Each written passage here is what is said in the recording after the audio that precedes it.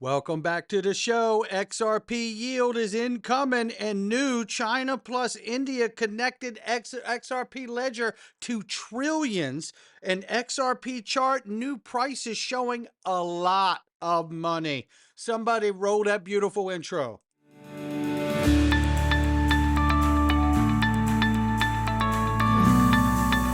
Digital Perspectives with Brad Kimes. Come on in.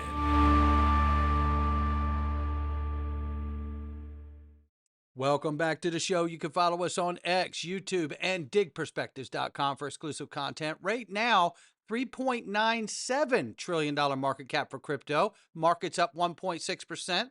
We're almost back at $4 trillion here. Bitcoin 111,000 plus, 4,600 plus for Ethereum. XRP number 3 spot's $3.01. We're up 2.4 on the 24. We're up 5.7 on the 7-day. Range of price between 293 and 308. We're out here moving and kicking around. What I want to show you guys is this. Be very careful. We know that this market's about to take off. Massive legislation getting ready to be passed when Congress comes back, signed into law by President Trump.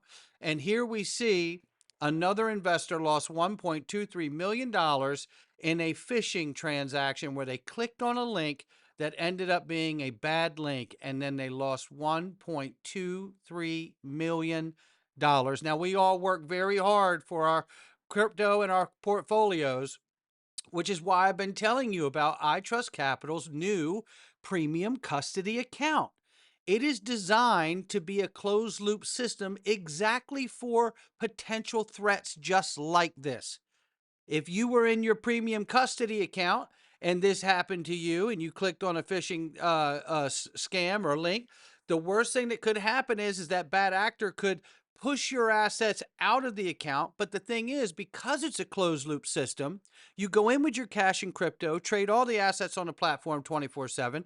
But when you come out, it's got to come out as cash, and it can only go to your US bank account. How about that? So this is what they've done to try to minimize the bad actors and the attack vectors out here. So this is something you really want to think about. If security is at the forefront for you like it is for me, you'll want to go right now to itrustcapital.com/XRPArmy, use the code at the bottom, XRP6, and sign up today and start getting the peace of mind you're looking for and that you deserve.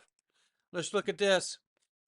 Satoshi Nakamoto set a hard cap of 21 million coins for Bitcoin. Can Bitcoin's hard cap of 21 million be changed? Listen, let's talk about something else, Cointelegraph. Let's talk about this. The U.S. government had 4 unnamed people create Bitcoin, and they called them Satoshi Nakamoto. They capped Bitcoin at 21 million, so it would be easy to push the price up. Now look at the plans being discussed for Bitcoin. Strategic Bitcoin reserve to pay down the U.S. debt. Translation: conflate the price of Bitcoin by attracting the citizens of the world's money while the government uses our money to pay down the debt they created through printing it themselves. That's the dirty side to that. Bitcoin's been hijacked. Take a look at this. Oh boy. Palantir. You know who's at Palantir, part of the PayPal Mafia. That's who. Breaking Trump Commerce Secretary Howard Lutnick says the administration is considering federal government partial ownership of defense corporations. We use Palantir services, and we would like a piece of Palantir. Take a listen to the clip. What about defense companies, though, Secretary? Why shouldn't the U.S. government say, you know what, we use Palantir services, we would like a piece of Palantir. We use Boeing services, we would like a piece of Boeing. There are a lot of businesses that do business with the U.S. government that benefit by doing business with the U.S. government. I guess the question is, where's the line? Oh, there's a monstrous discussion about defense. I mean, Lockheed Martin makes 97% of their revenue from the U.S. government. They are basically an arm of the U.S. government. They make exquisite munitions. I mean, amazing things that can knock a missile out of the air when it's coming towards you. But what's the economics of that? I'm going to leave that to my Secretary of Defense and the Deputy Secretary of Defense. These guys are on it and they're thinking about it. But I tell you what, there's a lot of talking that needs to be had about how do we finance our munitions acquisitions. I think a lot of that is talking. And now you have the right people in the jobs and Donald Trump at the head thinking about what is the right way to do it. I tell you, the way it has been done has been a giveaway. And there you have it right there. And I say to that, dimes to donuts, the U.S. government will want a piece of Ripple too, not just Palantir and Peter Thiel. No, no, no. Can you say systemically important? Because I can. And when the U.S. government takes a piece of you as an ownership, you can almost bank on the fact that you're about to get a systemically important designation. Keep your eyes open out here. U.S. Department of Commerce will start publishing economic data on blockchain. Two more things. The Department of Commerce is going to start issuing its statistics on the blockchain because you are the crypto president, and we are going to put out GDP on the blockchain so people can use the blockchain for data distribution, and then we're going to make that available to the entire government so all of you can do it. We're just ironing out all the details so we can do it. And there you have it. Now, here's a fun one. Do you think Department of Commerce will be the only department in the U.S. government that's going to be moving data on the blockchain? Yeah, I didn't think so either. You guys are sharp. Look at this rumor right here. Rumors are swirling, says Eleanor Terrett, that Commissioner Pham, Caroline Pham, the commissioner at the CFTC, the acting interim chair at the CFTC, will join MoonPay once a permanent chairman is confirmed. Now, MoonPay declined to comment, but I tell you what, I would be so excited about this. A CFTC spokesperson did not deny the rumor, telling Eleanor, as she said in May, acting chair Pham will return to the private sector once a new chairman has been confirmed. In the meantime, she remains committed to faithfully executing the president's agenda and delivering on his promise to win on crypto. Well, if she doesn't go to MoonPay, maybe she'll go to Ripple. How about that? I'll take either one. And look at this. Rory Callaghan is going to be he's the managing director of Moody's Investor Services, and he's going to be at Ripple Swell 2025. The rating services company are coming with all these ETFs. XRP will be in the American blue chip category. Absolutely. Shout out to the GOAT DAI. And then right here we see Paul Yu. Paul Yu, by the way, CPO, Chief Product Officer at Uphold. Shout out to Paul. People ask us at Uphold for ways to earn yield on their non-proof-of-stake assets like XRP. There's a few ways that this can happen. Oh, I love that they're working on this. Shout out to you, Paul. One method is to use XRP to generate DeFi yield. This can be based on protocols that will take the XRP and try to put it to work either through borrow-lend protocols or securing some other network like Flare. The downside is that rewards may not be paid in kind. Points on some other chain are not the XRP that users are typically wanting. So there has to be some seamless redemption. Another method is to bundle XRP and work with market makers who need XRP to fulfill demand on their side. This is what I'm interested in.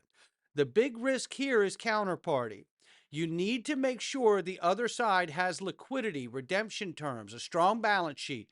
It also involves locking XRP for some term, and the yield is proportional to that risk. We're looking at all of these avenues, not just for XRP, but other non-proof-of-stake assets like Bitcoin. Did I miss any that you've seen? I say you're spot on it, Paul. We can't wait to hear more about it. Uphold working out XRP yield will give us the greatest unlock of idle liquidity in the digital asset space. And over time, this will help with the TVL, the total value locked up. And this will help to stabilize price while uninhibiting an open free market for the asset. That's what I see coming. Boy, this was something. I didn't see this coming. but it makes sense that it did. XRP just got a major boost from China. Chinese fintech giant, this is amazing. Linklogis or Logis or Logis, however you want to say it, Linklogis is putting its trillion-dollar supply chain finance platform on the XRP Ledger. Real-world assets, cross-border payments, and trade finance all on the XRP Ledger. Now let's do a little background here. Linklogis or Logis, however you want to say it, and Standard Charter have recently co-founded the international, remember Standard Charter tried XRP pilot 5 or 6 years ago, founded the international digital supply chain platform known as OLIA, which provides digital cross-border trade finance solutions for Summit, a key state-owned enterprise, and the platform is one example that demonstrates how Linklogis empowers cross-border supply chain finance via technology. Now let's keep going because it says Linklogis is one of the largest supply chain financial technology solution providers in China and has been ranked first by market share in the country for 2 consecutive years. Now, simplifying global trade, we're reimagining trade finance with OLIA to make it faster, simpler, and more accessible for businesses of every size everywhere. And here you see OLIA showing how the next generation technology is reinventing how trade finance is structured, processed, and delivered and funded.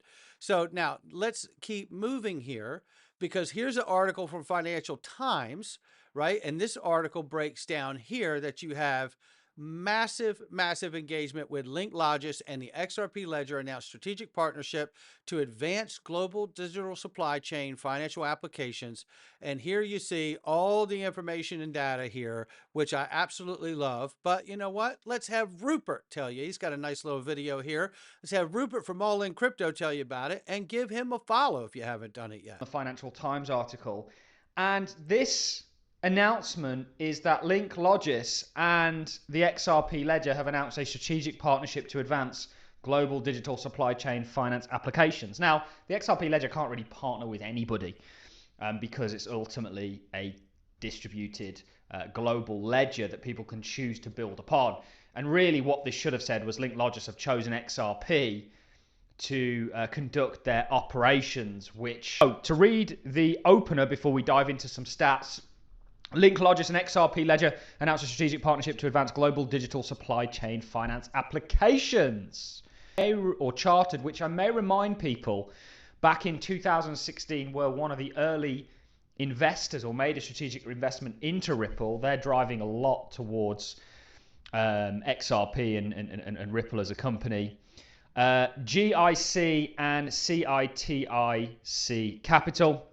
So since its founding in 2016, it has processed over 1.5 trillion RMB, which is round about $200 billion plus in supply chain assets. It serves over 2,500 plus anchor enterprises, 330,000 small to medium enterprises, and 27 global markets.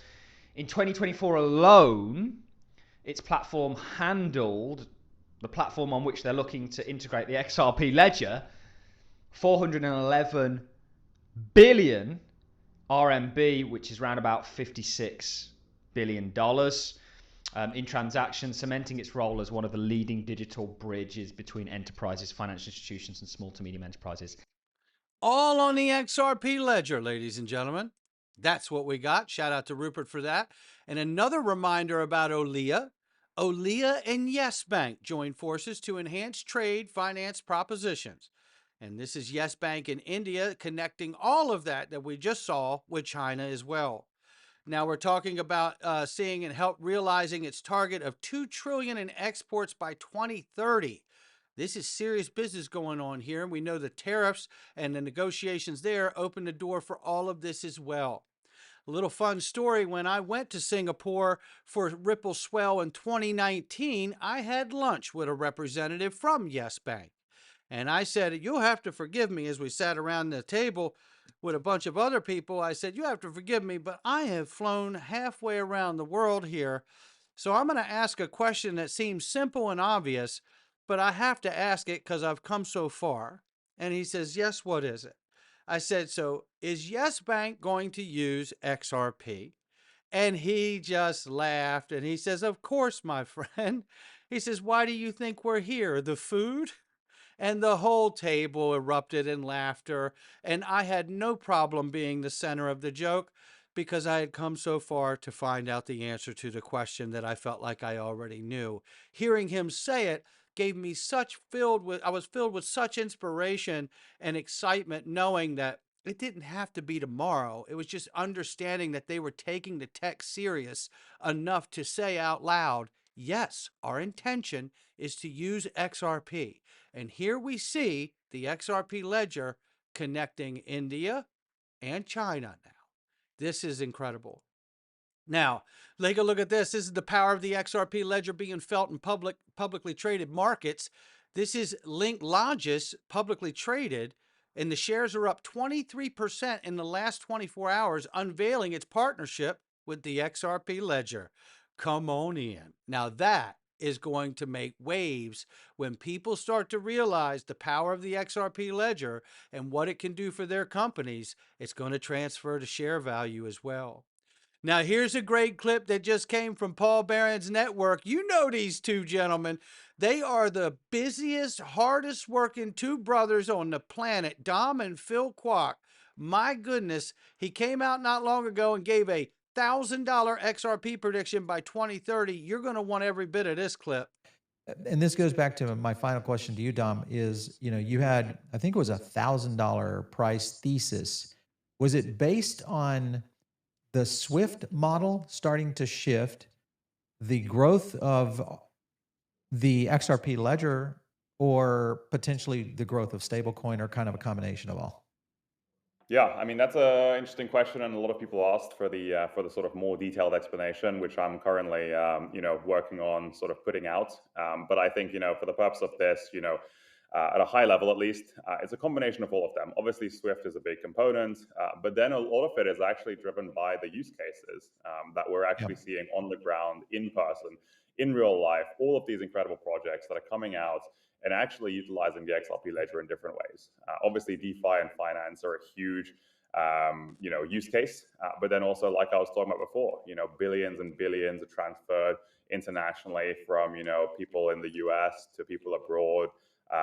Both in terms of business, remittances, but then also in terms of charity, and all sorts of use cases. And ultimately, when those applications really start to get used on an institutional level, that's really where you start to see not only more activity on the XRP ledger, obviously a huge, multiple times explosion, but also you start to see people focused more in terms of just retail, looking at the tech underlying. That's why companies like Nvidia, for example, have seen 1,000-fold increases in the price, is because retail start to come and they start to see, oh, okay, AI is really taking off now. What's the best way I can actually invest in that? It's through the products that Nvidia makes. And so ultimately, I think that's going to be a really interesting part of the whole story, is when those sort of 93% of people, obviously less accounting people who don't have access to the internet, etc. But that huge proportion of people who don't currently own crypto come into the space and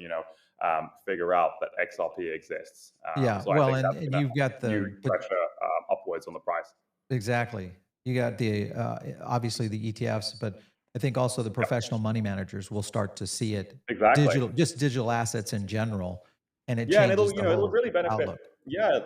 It'll really benefit the top 10, I think, and obviously the top 5, we'll see the biggest increases, Bitcoin, Ethereum, XRP, etc.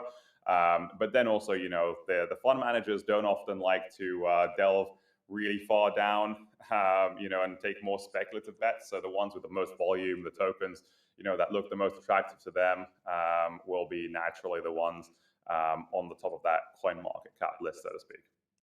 I absolutely love this, because if you don't know the background of Dom, first of all, Dom and Phil are some of the smartest people on the planet, let alone hardworking.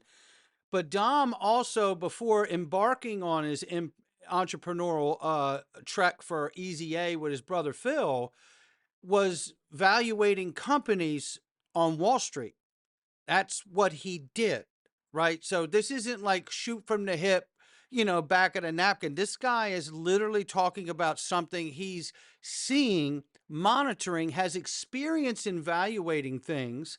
And then he's got the boots on the ground, understanding that they are building the app store for the Internet of Value on the XRP Ledger. That's what they're doing. And all the other multi-chains that are out here that have utility as well. So this carries a lot of weight for me. No, I won't hold him responsible, obviously, but I mean, I just appreciate the fact that he's got the experience in valuations and then the real experience on the other side of understanding what is happening to the XRP ledger on the daily. So love that. And I can't wait to get a chance to talk to him as well. So look out for more of that. And look out for this. New targets are in for XRP. Egrad Crypto says $27, $18, or $200. And what he's doing very quickly here is just showing this channel, the blue line channel going across the screen, top and bottom. You can see where the channel is and how XRP over its life has moved around in that channel. And over the course of XRP's life, it has hit the top of this channel here, here, here. And then again, almost it hit here. It missed it by 45%, he said. So the question is when we get a breakout again, when that comes, will we get the 45% short of hitting the top blue channel? Will we hit the top blue channel? Or will we blow through the blue channel line where we did previously in 2018 by 570%? And if those things repeat as they are setting up now, could we in fact see that same 570% explosion past that blue channel line, giving us a $200 XRP? And funny enough, Crypto Bull is seeing something very similar on the chart as well. Look right here, XRP is repeating the very same pattern as in the previous cycle. Just look, price will be $37 or $180. This again is looking very similar to what Egrad Crypto is seeing, what Crypto Bull is seeing, and this is getting hard to ignore now. So it's a part of the conversation, but will it take place is the real question. Only thing I know is we need to see that fundamental news of the legislation passed, signed into law. We need to see Ripple get that banking charter and the Federal Reserve master account and all those ETFs approved for starters. And then we'll go from there and see what the price is looking like once we get there. Not financial advice from me or anyone else. I'll catch all of you on the next one.